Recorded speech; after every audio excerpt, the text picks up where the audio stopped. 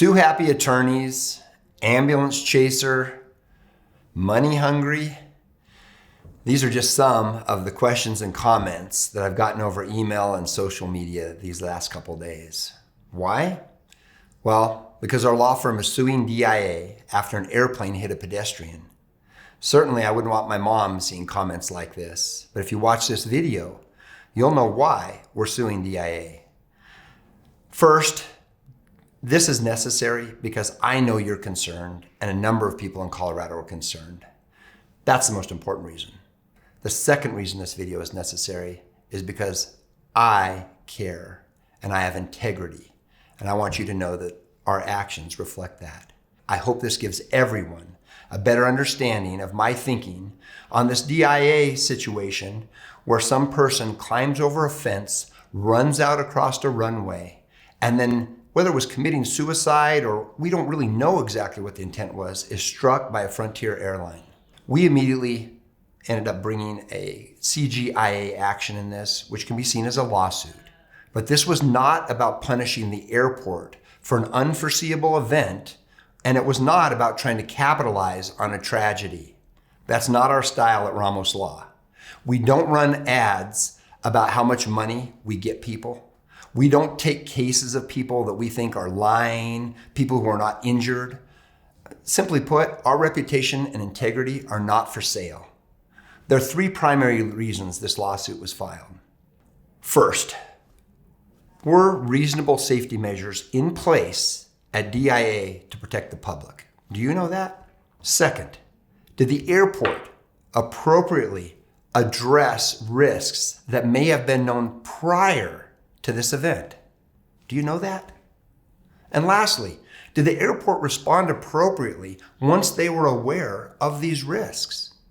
You don't know that, but you will, because people like us have stood up to get those answers. And here's why.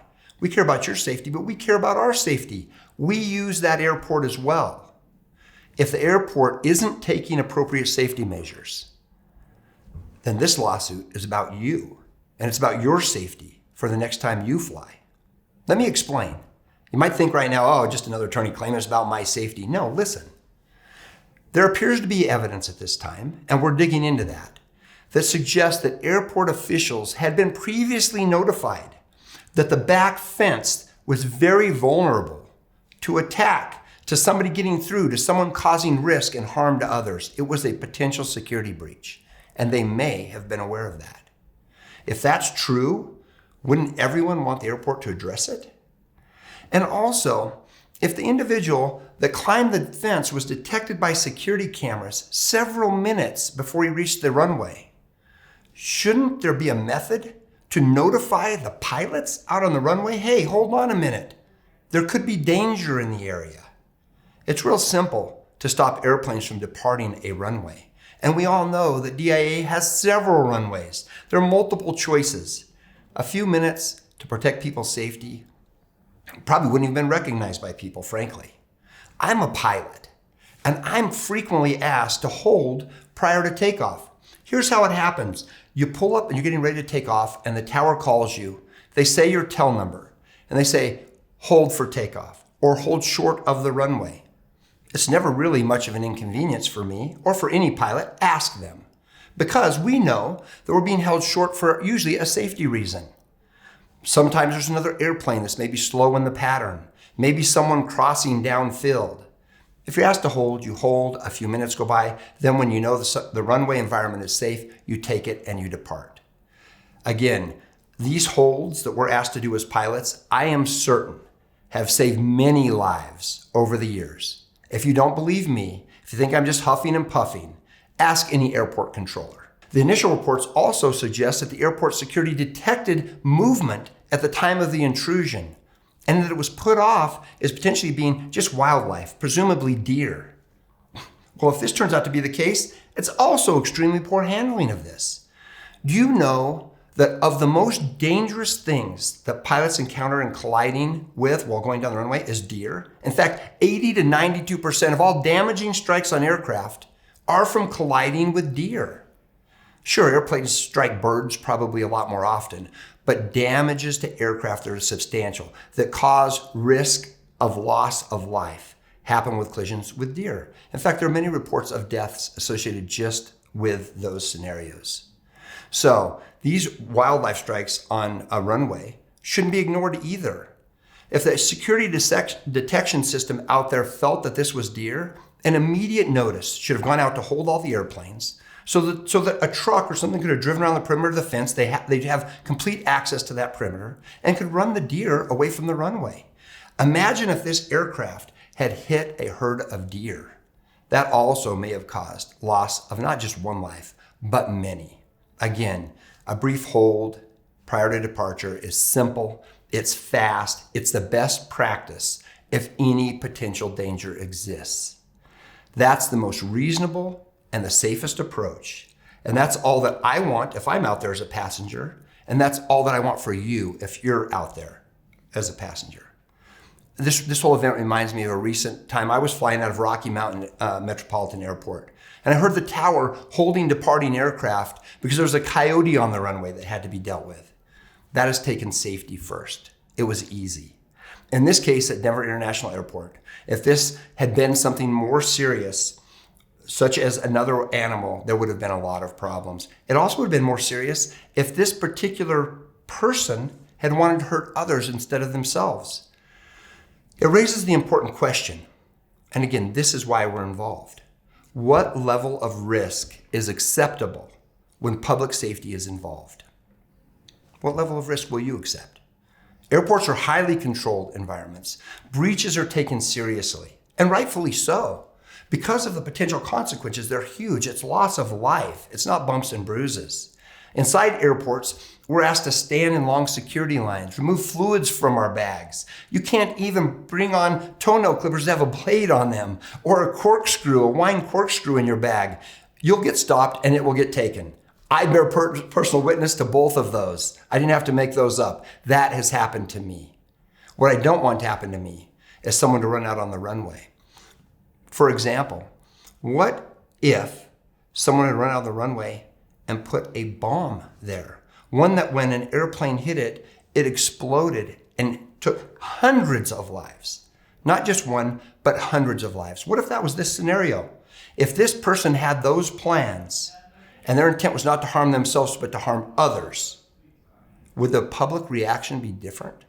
Would we not then be asking, what was DIA doing? What were they thinking? What security processes did they have in place?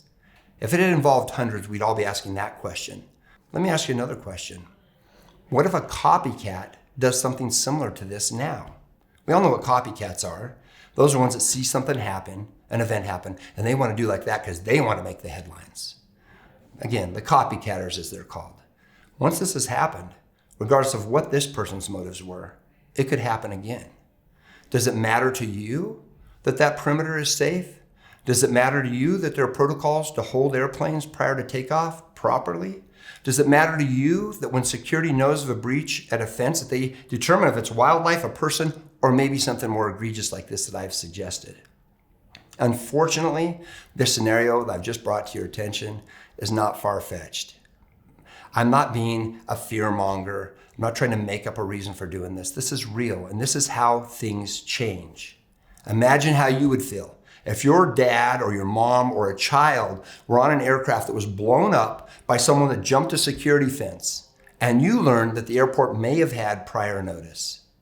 I bet your first thought would be something like, again, what were they doing? What were they thinking? You would be angry. So were the families that were on this airplane. They're angry. They smelled burning flesh. They saw blood everywhere. They're scared.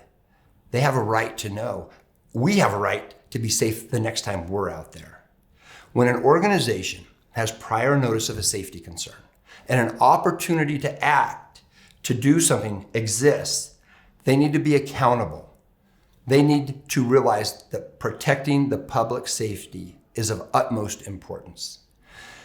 Okay, I know I've gone way too long here, and I apologize. I'm passionate about this. I'm passionate about the practice of law. I'm passionate about acting with honor and with integrity.